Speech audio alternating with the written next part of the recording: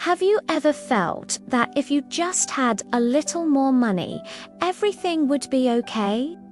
That every dollar saved is another brick in the fortress protecting you from the world? If so, you're not alone. This is the story of a young boy named Keon, and it might just change the way you see your bank account forever. Keon lived in a small, bustling town, but he rarely noticed the laughter in the streets or the aroma of fresh bread from the bakery. His world was small, confined to the size of his heavy, leather-bound coin pouch. From a very young age, Keon had learned a harsh lesson. Life is unpredictable, and money is the only reliable shield. He watched his parents struggle, their faces etched with worry over every unexpected expense. So, Keon began to save every coin he found, every penny he earned doing odd jobs for the neighbors went straight into his pouch. He'd polish them until they gleamed, stacking them in neat little towers in his room. The clinking sound they made was the sweetest music to his ears, the sound of safety. He'd skip buying a sweet treat to save a coin. He'd wear worn-out shoes long after they pinched his feet, just to keep his savings intact.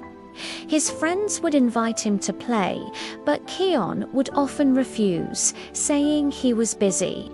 In reality, he was counting his money, imagining the high, impenetrable wall he was building around himself. To Keon, each coin was a promise of security, a soldier in his private army against misfortune. He wasn't saving for anything in particular, a new toy, not a fancy bike. He was saving for a feeling, the feeling of being untouchable. He believed that if his hoard grew large enough, no harm could ever befall him. But as his pouch grew heavier, so did his heart. He felt a strange emptiness, a loneliness that his shiny coins couldn't fill. His fortress of wealth had no windows, and he was becoming a prisoner within its walls. One sunny afternoon, while Keon was sitting on a park bench, meticulously counting his coins as usual, an old man with kind eyes and a gentle smile sat down beside him. The man's name was Elias. He wasn't richly dressed, but he had an air of contentment that Keon found puzzling. Elias watched Keon for a moment before speaking. "That's quite a treasure you have there, young man," he said, his voice warm and friendly. Keon quickly clutched his pouch. Elias nodded slowly. "I understand that feeling," he said. "It reminds me of a story my grandfather once told me." Curiosity piqued. Keon nodded. He scooted over, making a little room for Elias on the bench. "In a village long ago," Elias began, "there were two men, each with a well in his backyard. The first man, let's call him Marcus, was much like you. He saw his well as a precious resource, a treasure to be guarded. He believed the water in his well was finite, and every bucket drawn was a loss. So he built a tall fence around it, put a heavy lid on top, and locked it tight. He only drew water for himself, and only the bare minimum he needed to survive. He never shared a drop." Keon listened intently, seeing himself in Marcus. Elias continued. "The villagers would sometimes ask Marcus for water during dry spells, but he always refused." Keon frowned. Now, the second man, Elias said with a twinkle in his eye, was named Leo. He also knew his well was valuable, but he saw it differently. He believed his well was a source of life, connected to a vast underground river that would always replenish it. He saw it not as a treasure to be hoarded, but as a gift to be circulated. He drew water freely for himself and his family. He left buckets out for thirsty travelers. He offered water to his neighbors for their gardens. His well became the heart of the community. Kyushin could almost picture it, a vibrant, lively place full of people laughing and sharing. Because the water was constantly being drawn and used, Elias explained, it was always fresh, clear, and pure. The more water Leo gave away, the more fresh water bubbled up from the spring below. His well never ran dry. It thrived on being used, on flowing. Leo wasn't just safe. He was rich in a way Marcus could never be. He was rich in friends, in gratitude, and in the joy of seeing his community flourish. His well brought life not just to him, but to everyone around him. Elias paused and looked at Kyuan, who was staring at his own coin pouch with a new, uncertain expression. "Money, my dear boy," Elias said gently, placing a hand on Kyuan's shoulder, "is like the water in those wells. If you hoard it, lock it away, and let it stagnate out of fear, it loses its purpose. It becomes a source of anxiety, not security. You become its jailer, and it becomes your prison. But if you see it as a current, a tool to be used, to be circulated, it becomes a source of immense power and joy." Keon looked up at Elias, his eyes wide with realization. "So, you're saying I shouldn't save my money?"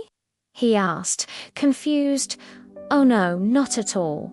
Elias chuckled. "Saving is wise. It's like ensuring your well is deep and well maintained. But the purpose of a well isn't just to hold water. It's to provide it.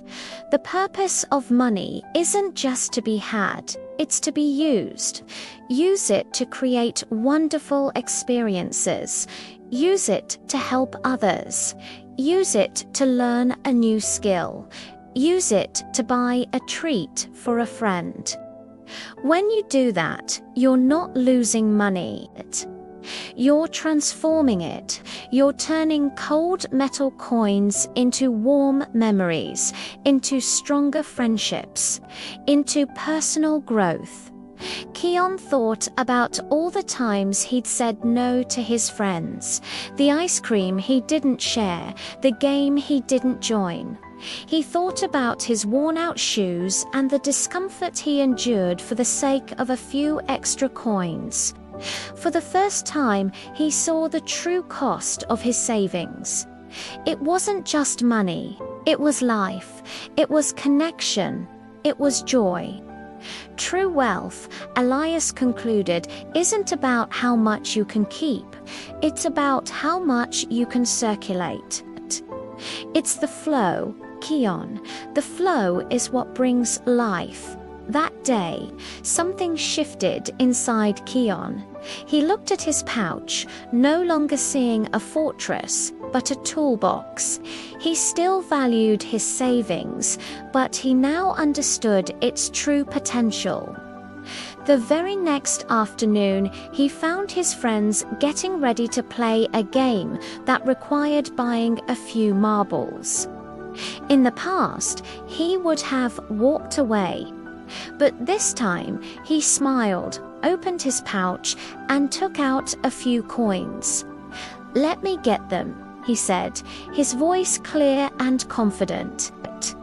The surprise and delight on his friends' faces was a reward far greater than the clink of coins in his pouch. From that day on, Keon's life changed. He started to see money as energy. He still saved diligently, but he also spent wisely. He bought a new pair of comfortable shoes. He treated his mother to her favorite flowers. He bought a book to learn about astronomy, a subject that had always fascinated him. He learned to bake and shared his creations with his neighbors. With every act of thoughtful spending, he felt richer. Not because his pouch was emptying, but because his life was filling up. He was building something far more valuable than a wall of coins. He was building a life full of experiences, knowledge, and meaningful connections. He was building real security, the kind that comes from a strong community and a joyful heart. Keon learned that money is a powerful tool, but it's a terrible master. True financial well-being isn't about hoarding, it's about flow. It's about the balance between saving for the future and living fully in the present. Like Leo's well, the more he gave, the more life seemed to give back to him. His world expanded, and the emptiness in his heart was replaced with a deep sense of purpose and happiness. So, the next time you look at your savings, ask yourself, is this a stagnant pool or a flowing spring? Are you building a prison or a wellspring of life? The choice, as Keon discovered, is entirely yours. Thanks so much for watching. If this story resonated with you, let me know in the comments below.